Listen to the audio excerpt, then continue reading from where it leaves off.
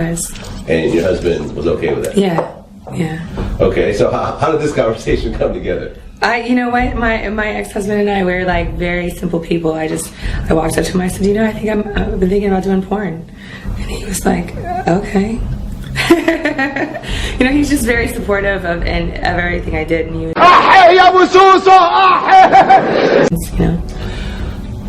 Supportive is one thing. This is a little bit different. Right. You know what I mean? It's like supportive, like, hey baby, I want to go back to college. Yeah, right. I got you. Like, I want to, you know, have sex with other men on camera. Yeah. You know, most men would be shocked. Like, were you guys already like?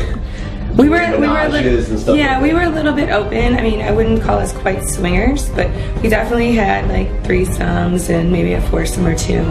And you know, I wasn't always the most faithful woman, and I think that, you know, he was pretty much aware of that. So yeah, I don't think it was that big of a stretch for him. Plus, he trusted the fact that I would, you know, make the most out of it as a business too.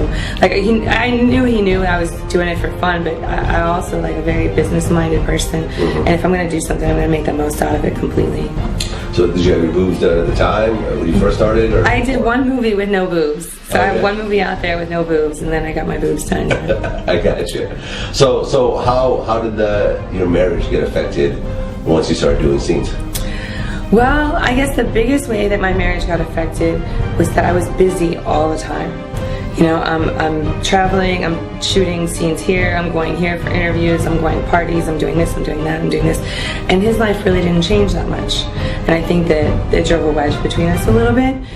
More like the lifestyle than it was the actual porn. I think it would have been the lifestyle of anybody in an entertainment business and a spouse who, you know, didn't have that big of a change in their life. And did that cause you to get divorced? It was definitely a contributing factor, just because my life had changed so much, and his didn't. You know, it made it hard to talk. What really was like the final nail in the coffin where you guys decided to file for divorce?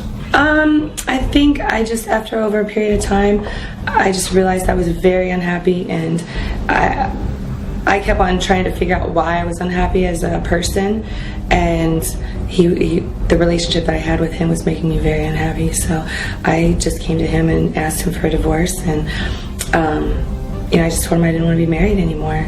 It wasn't really anything personal against him. He's still the same guy, but I wasn't the same woman, really. And he was okay with that? No, not at all. A lot of drama? Yeah, it wasn't really a lot of drama, but there's a lot of feelings and a lot of hurt, you know? I feel you. And since then, are there any plans to get married again, or you think No, definitely not.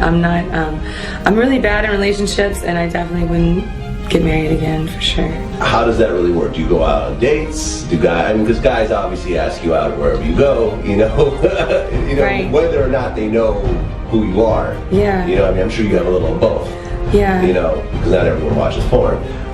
Most people do, though. Yeah. So most people that approach you know who you are? Yeah. Okay. Most people. I would say like 85%, maybe 90% of people. 90% know who you are. Okay, yeah. So it's rare that someone just... Yeah, but it's occasional. Yeah, it's refreshing. So do you go out on dates outside of...